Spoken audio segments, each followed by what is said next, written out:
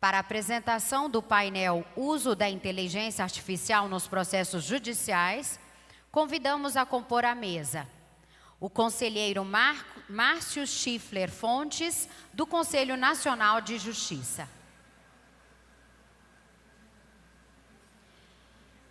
E o doutor Braulio Guzmão, juiz auxiliar da presidência do Conselho Nacional de Justiça.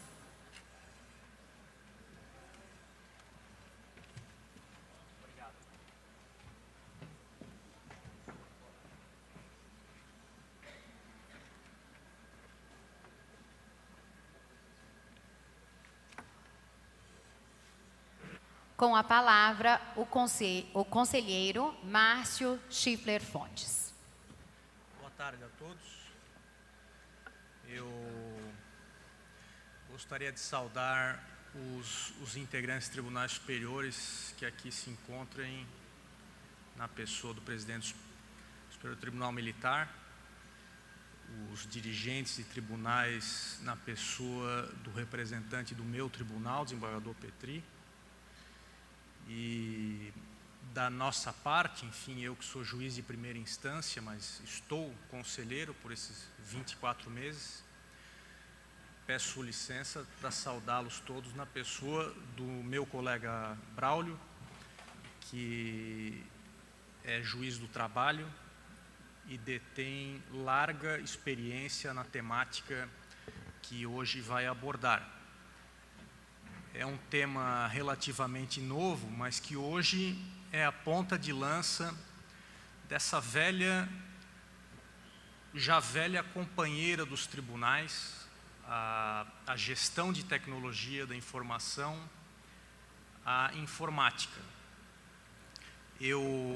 Hoje pela manhã, ainda num dos procedimentos que tocamos na Comissão de Tecnologia da Informação, que eu presido no Conselho Nacional de Justiça, assinei ofícios dirigidos a todos os presidentes de tribunais do país, anunciando ou registrando para breve a criação de um grupo de trabalho que é voltado a uma pronta apresentação de uma nova resolução do Conselho Nacional de Justiça, que vai lidar com uma questão que me parece grave, urgente e muito cara a todos os tribunais do país, que é justamente o acesso aos dados dos tribunais. Hoje, por incrível que pareça, nós temos um claro na nossa normatização do Conselho Nacional de Justiça, que é uma normatização, digamos assim, já não muito enxuta, já vamos caminhando céleres aí para 300 resoluções do Conselho Nacional de Justiça. Vejam os senhores, um órgão criado para aperfeiçoar e otimizar a justiça brasileira, já vai alcançando aí 300 resoluções. Mas nós não temos uma normativa que ampare a administração dos tribunais no tocante a essa questão tão relevante da disciplina do acesso aos dados dos tribunais. E como se sabe, e já é lugar comum, informação é poder. Se nós temos um país com uma vida altamente judicializada, em que praticamente todos os aspectos da vida do nosso país, que é um país, o ministro Toffoli lembrava, um país de dimensões continentais, que ocupa metade da América do Sul, a segunda população do Ocidente. Se nós temos um país com uma vida intensamente judicializada, quanto não valem as informações depositadas nos bancos de dados dos tribunais? Não é por acaso que temos tido notícia no Conselho Nacional de Justiça, e cada vez mais, de um número frequente e crescente de empresas, de pessoas jurídicas, beneméritas da pátria, que se apresentam aos tribunais oferecendo serviços de informática gratuitos, pro bono, pro pátria, como se lia antigamente. E qual é a contraprestação que essas empresas almejam da parte dos tribunais? Nada mais, nada menos do que o tribunal franquear a essas empresas pleno acesso ao seu banco de dados. Então, com esse registro, ao qual eu pediria que os senhores que formam a cúpula do nosso Poder Judiciário, eu pediria muita atenção a esse ofício que, pelo sistema também eletrônico, já deve estar à disposição das assessorias dos senhores. Então, nós abrimos um prazo na expectativa de que todos os tribunais acorram a esse nosso esforço de brevemente vermos colmatada essa lacuna.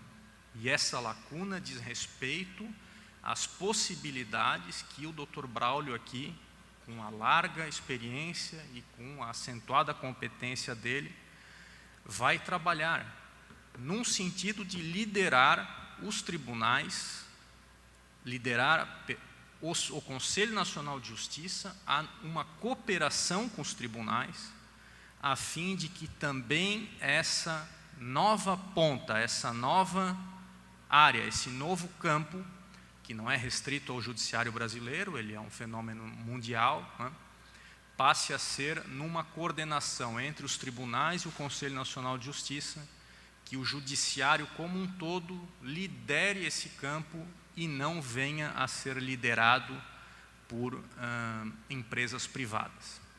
Então, com essas brevíssimas palavras e essa anotação, ao qual eu solicito aos senhores respeitosamente toda a atenção, eu passo a palavra, então, ao nosso colega e amigo Braulio para que ele faça a sua exposição. Muito obrigado.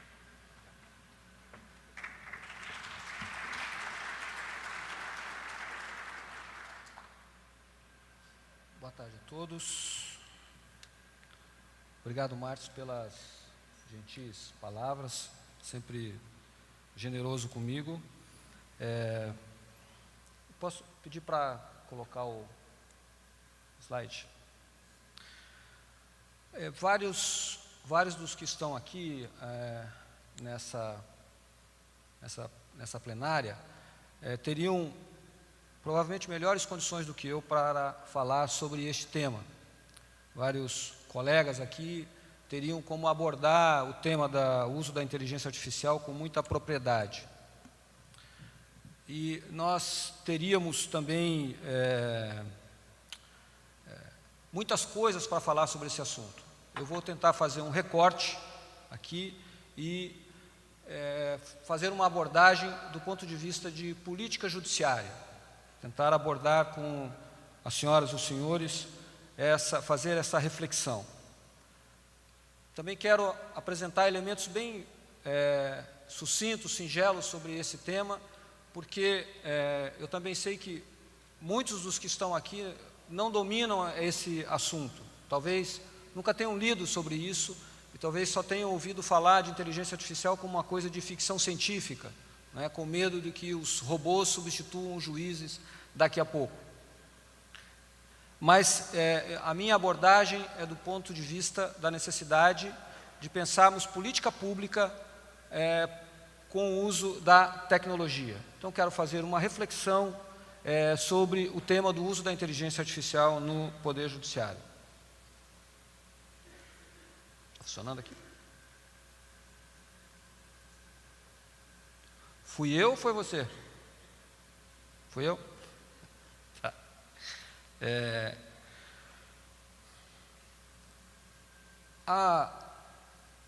Eu estou como juiz há 24 anos já na Justiça do Trabalho, aqui no Paraná, que é o estado onde eu atuo. E desde já em 2002, 2003, como titular da Vara de Trabalho na época de São José dos Pinhais, na região metropolitana de Curitiba, eu tive a oportunidade de acompanhar um casal de pesquisadores, cada um em um ano, marido e mulher, professores de matemática. Eles usaram os processos da minha vara do trabalho para produzir as suas dissertações de mestrado estudando redes neurais e aplicando ao processo judicial. Se vocês quiserem depois pesquisar, procurem pelo nome Pavanelli, Universidade Federal do Paraná, Redes Neurais. Tem lá a dissertação de mestrado deles. Dos textos era sobre o tempo de duração de um processo, se esse processo chegaria ou não ao Tribunal Superior do Trabalho, se ele ficaria no primeiro grau, no segundo grau. E o outro era sobre o tempo de duração de uma audiência. Vocês sabem que nós, juízes do trabalho, a gente passa metade da vida dentro de uma sala de audiência, e o tempo que a gente fica lá é muito precioso. E aí eu lancei para eles essas duas indagações no período em que fizeram a pesquisa. Acompanhei a defesa da dissertação de mestrado e foi um trabalho muito interessante.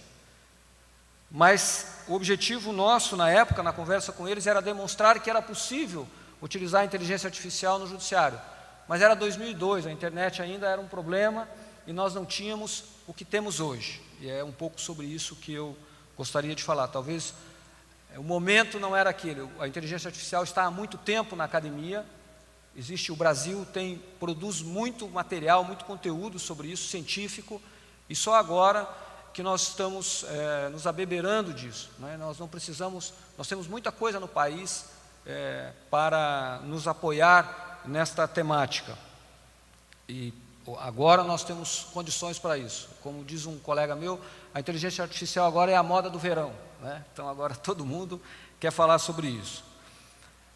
Eu gostaria de contar uma história muito rápida para começar a minha fala. Eu tenho uma história e tenho um dado, uma informação. Em 1995, eu ainda juiz substituto, atuei aqui no norte do Paraná, na minha região, numa cidade chamada Jacarezinho, que fica na divisa com o estado de São Paulo. E nessa vara do trabalho, a região é uma região de muito plantio da cana-de-açúcar, e aí os trabalhadores sazonais do corte da cana, todo ano ajuizavam reclamações trabalhistas pedindo verbas decorrentes daquela relação de trabalho. E era muito comum a realização de acordos, a usina sempre fazia acordos com os trabalhadores. Mas naquele ano, em uma das usinas especificamente, em que havia mais de uma centena de processos, o advogado da usina, ele me contou a história depois, eu nunca esqueci, faz tanto tempo, mas nunca esqueci. Ele se encontrou com um colega que atuava defendendo a usina em Ourinhos, que é no estado de São Paulo, depois do rio Paranapanema, a 20 quilômetros dali, em Ourinhos, que é a 15ª região, sede em Campinas, e na vara do trabalho, na época junta ainda de conciliação, lá na jurisdição de Ourinhos, o colega falando de ações que ele tinha, ações da mesma natureza, e aí eles compararam as fichas, e as pessoas eram as mesmas. O advogado era o mesmo, e as demandas eram exatamente iguais, e o período de trabalho era exatamente o mesmo. E naquele caso, em Ourinhos foi primeiro, eles fizeram um acordo em todas as demandas. Transitou em julgado. Aí, quando fizeram as audiências em Jacarezinho, o advogado apresentou toda a documentação, atas de audiência, mostrando que houve acordo, e aí chega o juiz substituto, porque o titular na época saiu em férias, e ele juntou todo mundo numa semana para ouvir todos os depoimentos daquelas pessoas, quase todas ou analfabetas, ou analfabetos, ou semi-analfabetos, ou alfabetizados funcionais, né, como se diz, analfabetos funcionais. E o que ficou claro para mim, eu nunca esqueci disso, porque não foi um acidente ter descoberto aquilo, porque normalmente ela faria o acordo naquele caso e estava tudo certo, mas aquela é um caso típico de uma demanda repetitiva que hoje, com a tecnologia que temos hoje, nós jamais poderíamos deixar isso acontecer novamente. Aí eu pergunto, será que isso tem acontecido? Coisas desse tipo? Porque hoje nós temos tecnologia, informação e dados para descobrir isso. Especialmente no caso da Justiça do Trabalho, que já praticamente já instalou em todo o país o mesmo sistema e, portanto, tem uma mesma fonte de informações que rapidamente pode observar isso. Mas naquela situação, aquelas informações só existiam no âmbito ou do tribunal ou daquela unidade judiciária. Vou trazer um outro exemplo para ajudar na nossa reflexão sobre o nosso tema. Os dados do DPJ, do Departamento de Pesquisa Judiciária do CNJ, de 2017, diz que o Judiciário tinha esta quantidade de demandas no primeiro grau em executivos fiscais. 31.218.927 execuções fiscais no primeiro grau. E aí, estados, municípios, a União e os outros entes que têm legitimidade para propor a execução fiscal. Com uma taxa de congestionamento de 92% e o total de casos novos, ano a ano, superando o total de processos baixados. Nós temos caso de tribunal que mais de 50% do acervo do tribunal é a execução fiscal. E como é que nós podemos lidar com essa situação? É claro que para um problema dessa natureza, que é complexo, porque exige uma relação com diversos entes públicos, não se tem uma resposta simples. Mas, seguramente, nós precisamos usar de muita tecnologia para dar conta deste problema. Do contrário, só vai aumentar. Esse é um dado comparado com o total de processos que nós temos no judiciário. Atacar a execução fiscal de uma maneira inteligente é algo que se mostra urgente. E essa é uma das prioridades desta administração no Conselho Nacional de Justiça. E aí chegamos, vamos lá,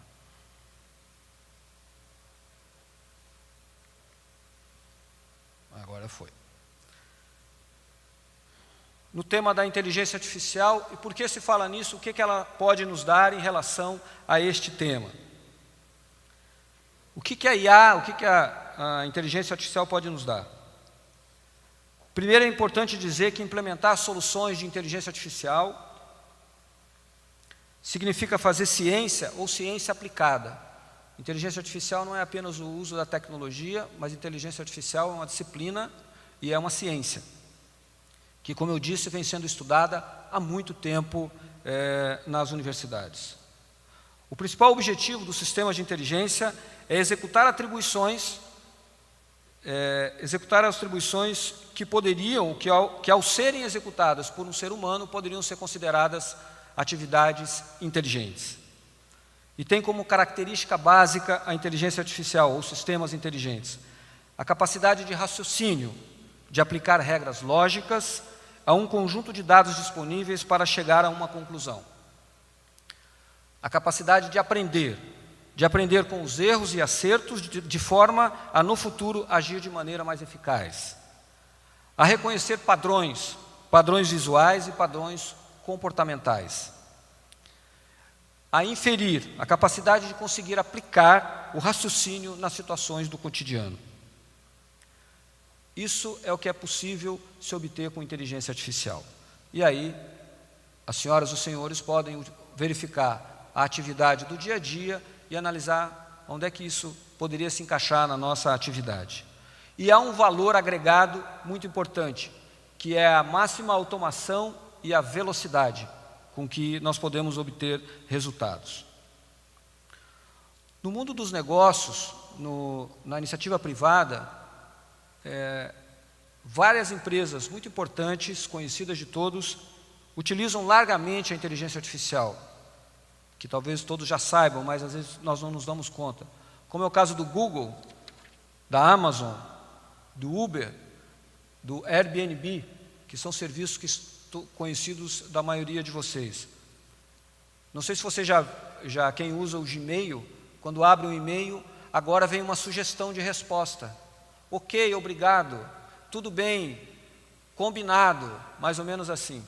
Ele lê o seu e-mail, compara com as suas respostas e já sugere para você apertar o botão para dar a resposta. Ou então, quando faz uma pesquisa, já começa a te trazer outras matérias do seu interesse. Ou no caso da Amazon, em que O sistema vai aprendendo com o seu comportamento, o seu gosto, as suas opções, e à medida que você acessa, ele vai te dando outras sugestões. Ou no caso do Uber, que serve para gerenciar melhor do que qualquer empresa de tráfego urbano o fluxo de trânsito de uma cidade. O melhor caminho, o motorista mais perto, a viagem mais rápida. Ou o caso de quem precisa alugar um imóvel.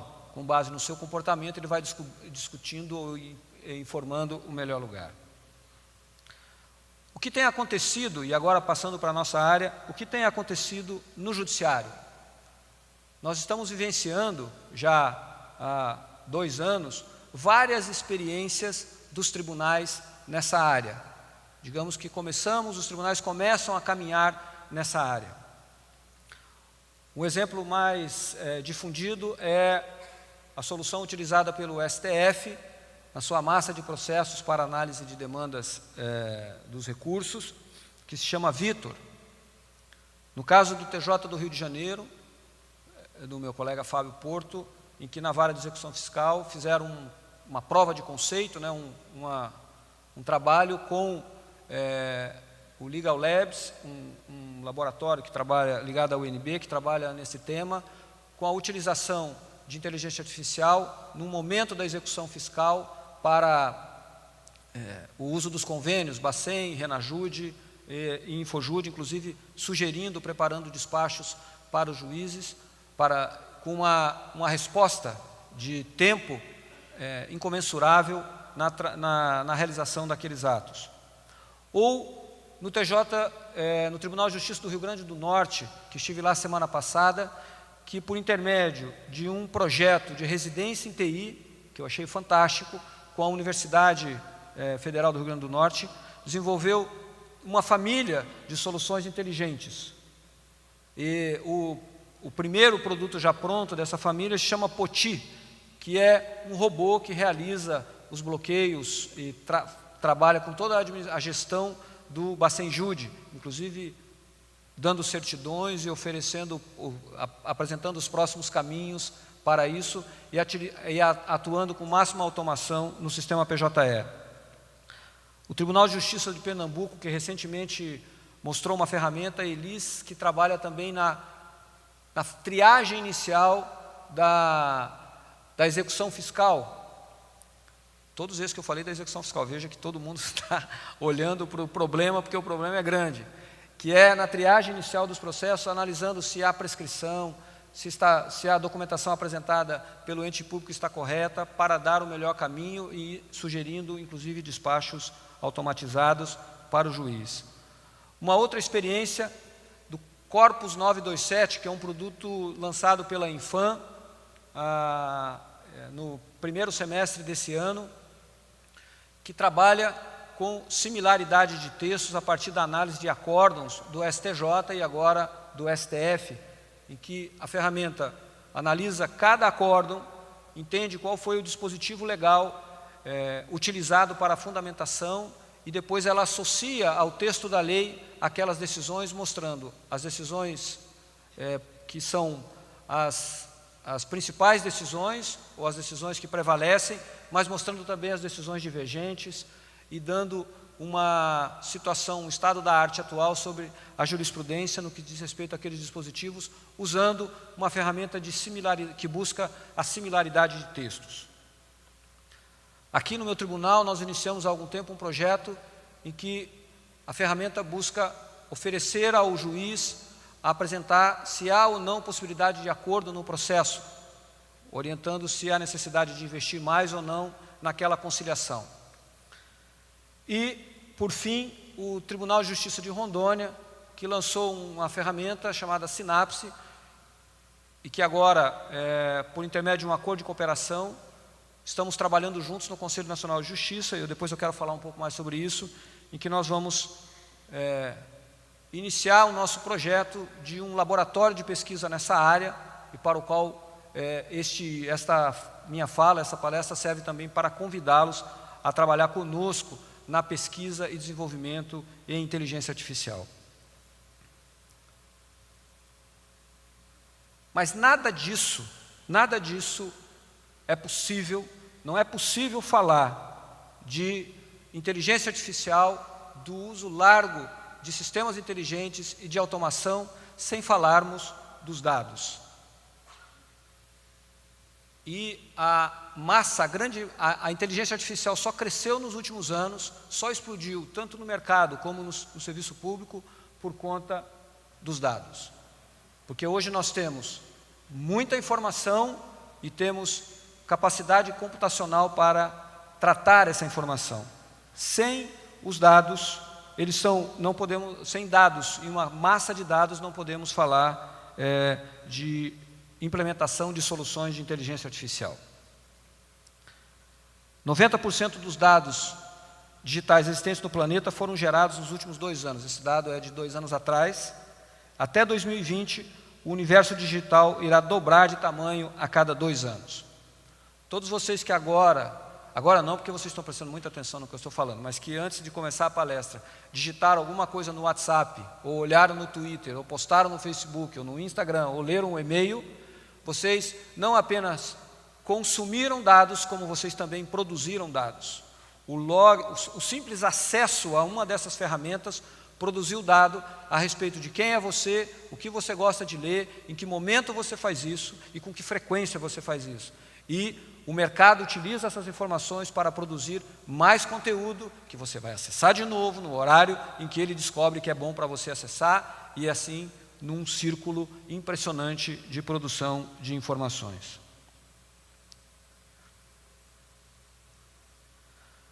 Ciência de dados. A ciência dos dados nos mostra como utilizar ferramentas, métodos e tecnologias para analisar, visualizar e tomar decisões a partir dos dados. Na sua essência, a ciência dos dados envolve o uso de métodos automatizados, ciência da computação, para analisar enormes quantidades de dados, estatística, e para extrair conhecimento, a área de negócios e, no nosso caso, a área jurídica, a partir deles. Como disse o ministro Dias Toffoli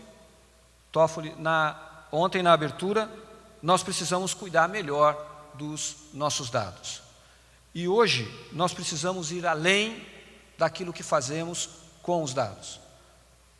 Eu acredito que todos os tribunais aqui, se não todos, quase todos, possuem ferramentas de diagnóstico de dados, capacidade de produzir relatórios, de produzir gráficos, o chamado BI, né, análise inteligente, de inteligência do negócio, da nossa atividade, sejam ferramentas do mercado, como ClickSense, Power BI, Tableau, sejam ferramentas construídas, ou Pentaho, ou ferramentas construídas pelo próprio tribunal. Todos temos isso. Se não todos, a grande maioria tem. Mas não basta isso. Está difícil.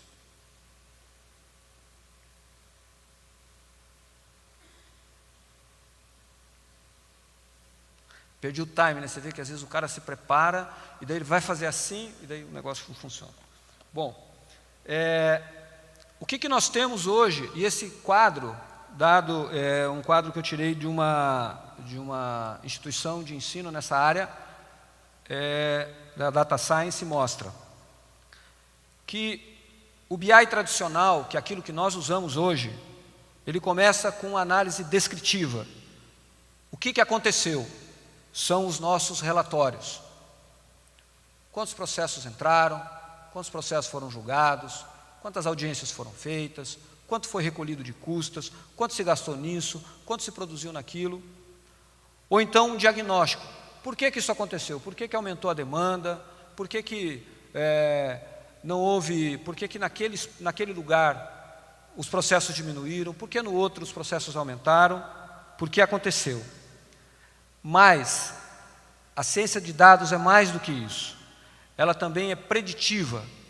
Ela também pode nos levar a discutir o que vai acontecer. Ou por onde estamos indo. E não apenas pela intuição. Não bastam os cabelos brancos. Não, a minha experiência aqui, eu já conheço isso daí. Eu estou há 24 anos, conselheiro Márcio. Eu já sei o que vai dar amanhã. Como é que vai ser? Mas aqui no mundo nós não sabemos o que vai acontecer daqui uma semana. E como diz uma outra pessoa conhecida minha, no país até o passado é incerto, né? Então, aqui no nosso país. Então, é muito difícil isso. Somente uma ferramenta muito importante é a informação, são os dados.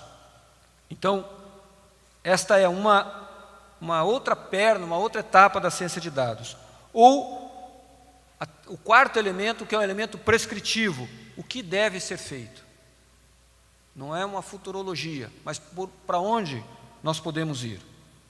Então, quais são as etapas? Por que aconteceu? Uma modelagem estatística. O que acontecerá? Uma modelagem preditiva.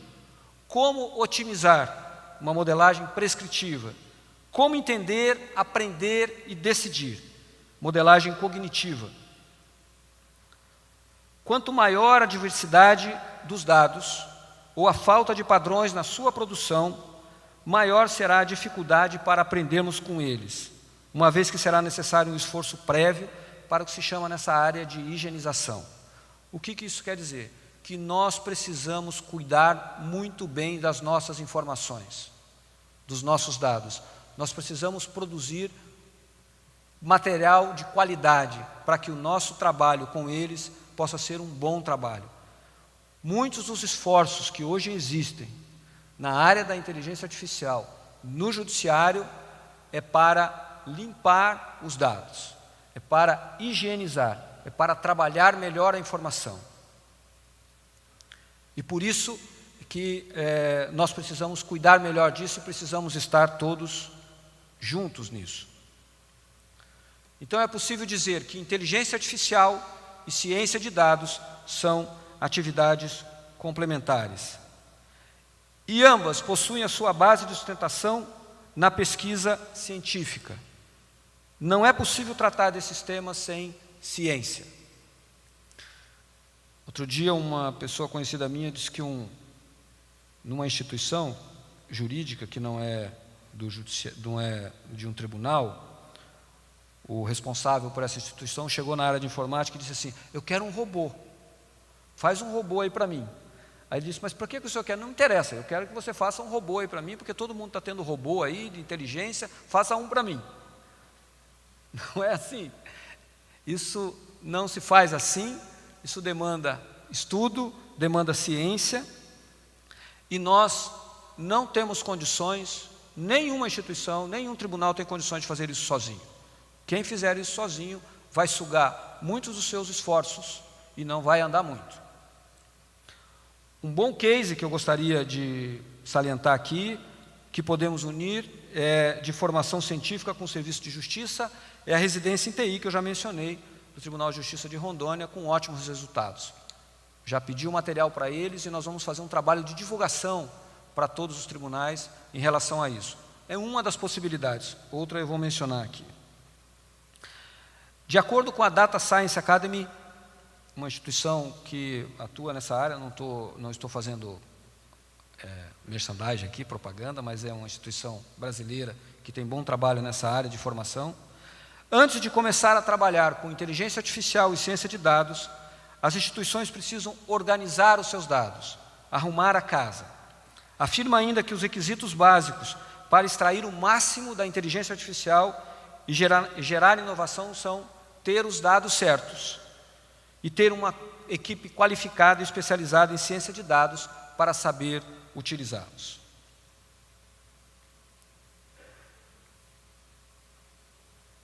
E aqui algumas lições sobre tudo que um gestor, que somos todos nós que estamos aqui, devem observar sobre a ciência de dados.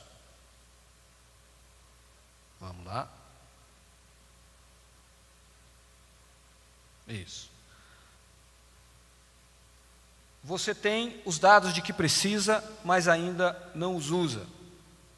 Diariamente nós produzimos um imenso número de dados nas nossas próprias instituições, mas não sabemos utilizá-los adequadamente. Isso é um fato. Criar novos dados é tão importante quanto usar dados existentes. Não se trata apenas de usar os dados que já existem, mas de produzir novas informações à medida que evoluímos na ciência de dados e nos processos de trabalho com auxílio da inteligência artificial. Eu dou como exemplo uma experiência na corregedoria do meu tribunal, num projeto que eu atuo com o corregedor, Sérgio Murilo, que está aqui, em que nós estamos trabalhando na produção de novas informações a partir dos próprios dados do sistema PJE, na análise da taxa de congestionamento dos processos e descobrir onde estão os gargalos. Esses dados que estamos trabalhando, que estamos minerando, eles nos dão novos dados que vão servir de insumo para que as unidades judiciais possam entender onde está o seu gargalo e onde pode atuar nos processos. Tenho certeza que vários das senhoras e dos senhores já produzem esse tipo de informação aqui.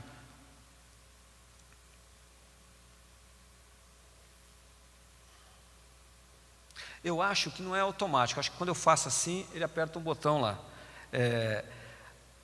A disponibilidade de dados e informações permite autonomia.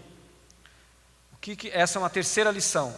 Significa que a produção do conhecimento pode ser mais disponível, pois à medida de que a instituição cresce, o acesso aos especialistas não é disponível o tempo todo. O que essa lição quer nos dizer? Que quando temos um bom tratamento com os dados, nós produzimos conhecimento e armazenamos esse conhecimento e deixamos de ter algo que é muito comum nas nossas instituições, que é uma tradição oral. Sempre nos valemos de alguém que tem experiência, que pode nos dar uma resposta. E a informação estruturada, assim, pode nos ajudar muito e nós ganhamos velocidade em dar respostas. E uma quarta lição: a ciência dos dados bem-sucedida requer uma especialização. Está ficando difícil, né? Acho que a maioria vai acabar desistindo de usar isso, porque eu estou deixando o assunto pesado. Para utilizar adequadamente seus dados, a instituição deve ter especialistas com foco em diferentes aspectos da ciência de dados e as suas aplicações, especialmente inteligência artificial. Quem trabalha muito forte com ciência de dados precisa ter o chamado cientista de dados, engenheiros de dados, especialistas em inteligência artificial e outras funções relacionadas. Obviamente isso não precisa estar numa única pessoa, e nem isso é possível, e o próprio mercado não tem profissionais assim hoje. A carência é gigantesca de pessoas nessa área. Mas nós podemos trabalhar de modo coletivo e juntos construirmos essa inteligência ou essa expertise. E o que eu gostaria de enfatizar com isso? Que assim como as instituições da iniciativa privada que eu mencionei, o judiciário precisa ser uma instituição orientada a dados. E não mais apenas orientada a projetos, orientada a processos, mas orientada a dados, porque este é o nosso, é o que nós fazemos hoje. Nós somos um grande produtor de dados. O conselheiro mencionou que nós somos tão um grande produtor de dados que nós estamos totalmente hackeados pelas chamadas law techs. Eles hackearam os tribunais. E os tribunais precisam ser instituições orientadas a dados e ter uma política nessa área, e o Conselho vai atuar fortemente nisso, não é? Para que nós possamos ter um norte em relação a essa informação. As chamadas law techs têm mais informações sobre nós do que nós mesmos, hoje. É assim que estamos hoje. E é curioso, eu gosto de mencionar isso, porque há aqui uma diferença entre, na minha avaliação, isso é uma avaliação pessoal, entre a publicidade necessária do processo, como está na Constituição, e a torneira escancarada de informações que nós damos. Quando um tribunal monta o seu parque tecnológico para dar as informações dos processos, as decisões, a movimentação processual, ele precisa dimensionar de uma maneira quando quem acessa é um advogado olhando o processo de um cliente, de 3 clientes, de 10 clientes, de 50 clientes, ou o próprio demandante buscando essa informação. Quando quem vai atrás dessa informação é uma empresa que vende produto jurídico, ele vai como se fosse uma nuvem de gafanhotos, é um ataque de robôs ao tribunal. E aí o que acontece? Se você tem um balcão de atendimento de 2 metros para atender uma fila de advogados ou de demandantes, você dimensiona de uma maneira. Mas vocês imaginem um balcão de 1 quilômetro. E a horda de solicitação de informações, os robôs vindo buscar informações. Obviamente, o nosso custo operacional é muito maior. Nós temos que gastar muito mais. E aí eu me pergunto se nós temos que gastar muito mais, se deve ser assim, ou como é que essa conta deve ser realizada. Ou, mais ainda, se todas as informações podem estar assim disponíveis, como disse também o conselheiro Márcio, nós judicializamos a vida. Será que a minha vida, que está no processo, deve estar acessível dessa maneira, com essa intensidade? Esta é uma importante reflexão, para mim fundamental. E nós precisamos ser instituições orientadas a dados.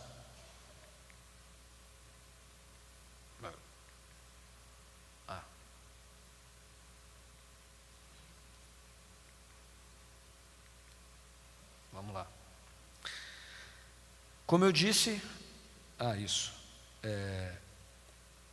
E além disso, inteligência artificial, passou rapidinho ali, não vou voltar porque vai que ele não funciona, custa caro.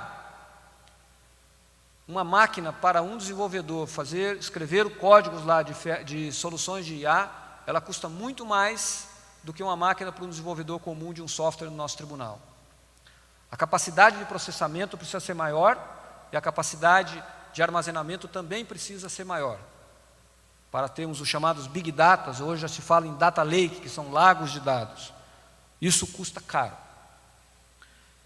Além disso, temos também um custo de investir em profissionais nesta área, de termos profissionais que possam dar conta disso, ou que tenham conhecimento suficiente para interagir com os profissionais que podem nos ajudar nesse sentido e que não sejam do judiciário.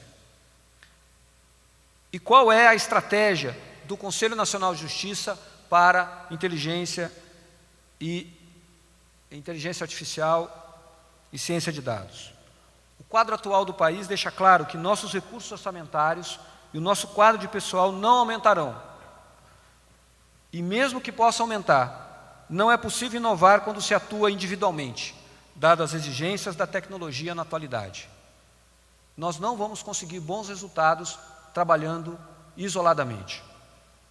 O Conselho Nacional de Justiça, e aí a primeira parte, tem no sistema PJE, como já tem sido repetido inúmeras vezes pelo ministro Dias Toffoli, tem no sistema PJE a sua prioridade, com o objetivo de que todos os tribunais caminhem para uma padronização dos seus dados e na otimização dos seus recursos humanos e econômicos. Não se trata aqui de decidir qual é o melhor sistema, mas sim de uma escolha racional. Nós não temos tempo para essa discussão. E o Conselho já apontou neste caminho, e nós já temos hoje 72 tribunais que já caminham nesta linha. Dos 92, 72 já estão avançando nesse sentido. Desta maneira, trabalhando na mesma página, cada solução encontrada por um tribunal pode ser estendida a todos, de modo rápido e compartilhado. E eu dou o primeiro exemplo, que é esta ferramenta do Tribunal de Justiça de Rondônia, que é um robô que atua no PJE, avançando o processo no fluxo, auxiliando na realização de bloqueios, de transferência de valores, de renovação de solicitações, apontando incoerências, erros, que no início do próximo ano nós vamos já firmar o termo de cooperação com o tribunal e no início do próximo ano ele estará disponível para todos os tribunais que utilizam o sistema PJE, porque ele é aderente totalmente ao sistema na sua arquitetura. Então nós temos uma instituição que trabalhou para todas as outras. E esta é a diretriz neste projeto do Tribunal de Justiça. E aqui eu faço mais uma vez um registro, um elogio público ao tribunal, que não pensou olhando apenas para ele, pensou em resolver um problema, mas ao mesmo tempo que fosse um problema que pudesse ser uma solução que pudesse ser generalizada. Também no último mês, o encontro da rede de governança do PJE deixou claro para todos nós que não temos outro caminho. de todas as soluções apresentadas pelos usuários e pelos magistrados, servidores, desenvolvedores do sistema PJE, que fizemos há um mês. De todas as soluções, 80% delas, identificadas pelo grupo, servem para todos os graus de jurisdição, de todas as justiças e de todas as competências. Então, é uma mostra de que podemos e devemos caminhar juntos. E, em paralelo, o CNJ começou a construir, não no sentido físico, mas construir com o código, com o desenvolvimento, o seu laboratório de inteligência artificial para o PJE, por intermédio do convênio celebrado com o Tribunal de Justiça de Rondônia, que desenvolveu um sistema chamado Sinapses. Da mesma maneira, um sistema que foi desenvolvido olhando para o todo. Uma ferramenta que vai nos permitir ser um ponto de partida, independente de outras iniciativas que nós queremos chamar e agregar, trabalharmos juntos numa sinergia, em algo que todos possam ganhar. O sistema permite, esse sistema, a criação, o treinamento e a disponibilização de modelos de inteligência artificial através de uma interface amigável e intuitiva. Qualquer desenvolvedor, até mesmo sem conhecimentos em IA, e mesmo nós que somos chamados da área FIM ou da área de negócios, podemos trabalhar nessa solução para construir modelos inteligentes, modelos de inteligência artificial. O sistema foi desenvolvido para criar modelos na área de processamento da linguagem natural, que certamente é aquela com maior aplicação no judiciário. E o primeiro produto será entregue no primeiro semestre do próximo ano, que já é utilizado no Tribunal de Justiça, mas que está sendo customizado para o PJE, que é um gabinete inteligente para a atuação dos juízes, uma ferramenta que permitirá auxiliar na produção e na tomada de decisões de despachos, sentenças e acordos. Nós vamos associar a essa solução uma outra que o CNJ já vinha desenvolvendo, que identifica demandas repetitivas e decisões semelhantes, para aportar aos magistrados e seus gabinetes instrumental para que ele possa melhor decidir e melhor trabalhar. E onde queremos atacar com essa iniciativa e nesta linha de trabalho? As rotinas cartorárias, o exemplo aqui da execução fiscal, que nós já temos várias. Nós vamos iniciar também, no início do ano, um grande projeto de um módulo do sistema PJE para a execução fiscal, do início ao fim, aproveitando tudo isso que já tem sido feito, toda essa inteligência aí, e mais dos colegas. Nós queremos chamar todos os juízes das principais unidades que mais têm processos de inteligência artificial. Nós temos colegas que são responsáveis por varas com 300 mil processos na execução fiscal, outros com mais do que isso. Ao caso de uma vara que tem mais de 1 milhão de processos no Tribunal de Justiça de São Paulo, não é, presidente? Então, no Rio de Janeiro, a vara tem 700 mil, acho que é isso, né, Fábio? 700 mil processos. Quando eu fui lá no tribunal e visitei, eu falei para a minha colega, você tem um tribunal, você administra um tribunal, não é? Porque 700 mil processos, em alguns casos, é um tribunal. E ela estava rindo, né? Assim, é uma pessoa bem-humorada, mas tem que ser com bom humor para atacar isso. Então, nós queremos atuar fortemente nas rotinas cartorárias, no apoio à decisão dos magistrados, mas não substituí-los. O Guilherme não está aí, né? Mas o Guilherme Feliciano, meu presidente, não vamos substituir. Na jurisprudência, o sistema Corpus é um exemplo disso, e ele também será utilizado. E, como eu disse, com um projeto especial que é a automação da execução fiscal. Concluindo,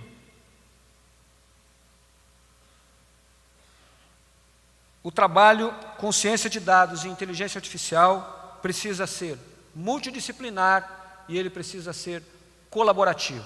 Volto a afirmar, nenhum de nós vai conseguir fazer isso sozinhos. E uma boa governança tem como um primeiro tópico algo que eu gosto de repetir: a confiança. Nós precisamos confiar uns nos outros e caminharmos em frente. E aqui eu deixo uma frase que considero importante para este momento: a melhor maneira de prever o futuro é criá-lo. Muito obrigado.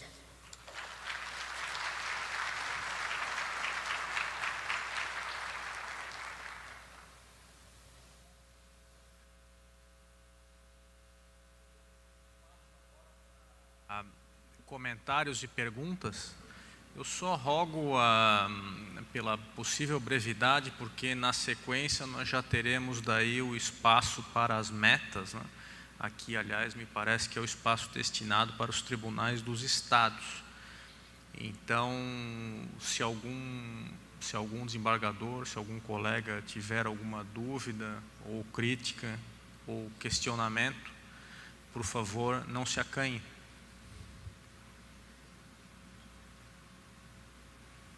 Acho que não. Não? A palestra realmente foi avassaladora? Está todo mundo cansado, né? Não, ali? Pois não. Será que temos um microfone? Temos um candidato.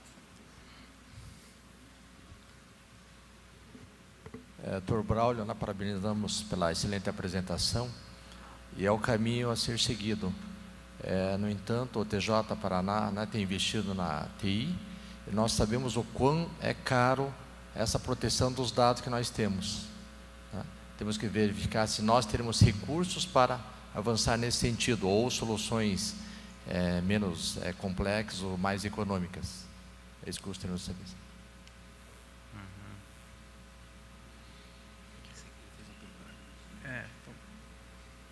Desculpa, eu acho que eu não entendi, não sei se é o...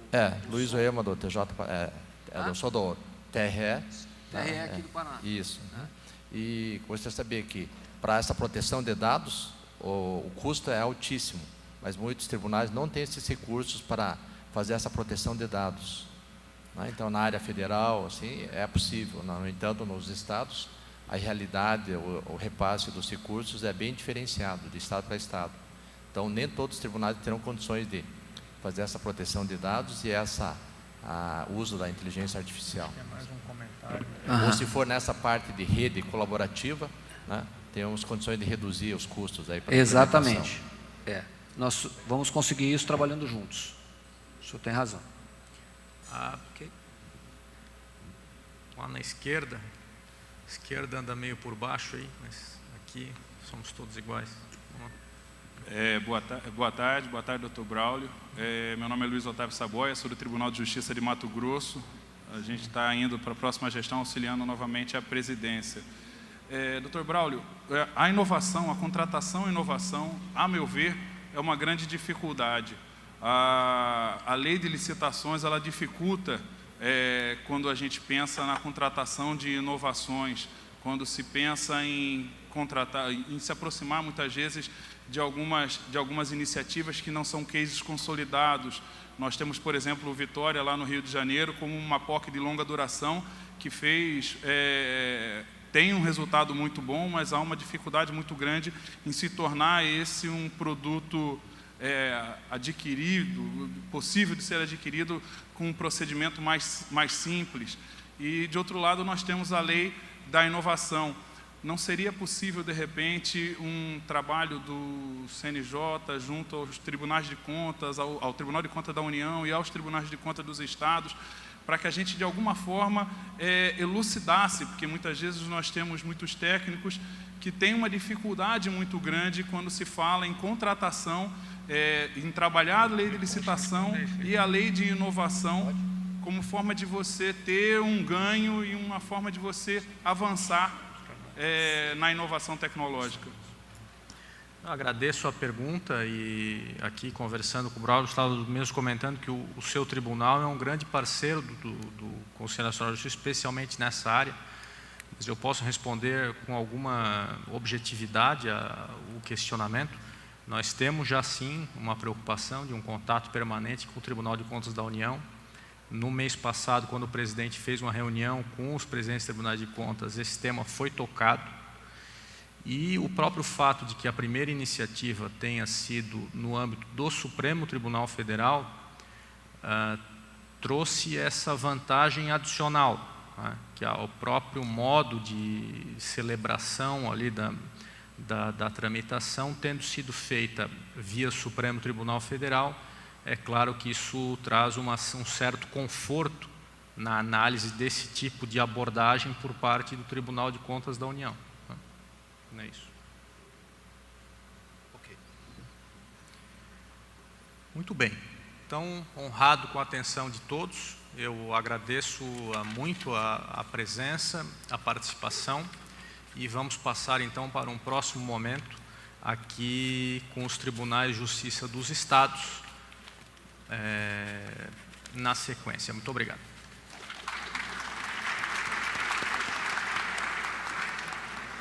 Nós temos um recado importante. A organização do evento solicita aos presidentes dos tribunais a gentileza de dirigirem-se ao credenciamento. Dando continuidade à programação, iniciaremos as reuniões setoriais metas para 2019.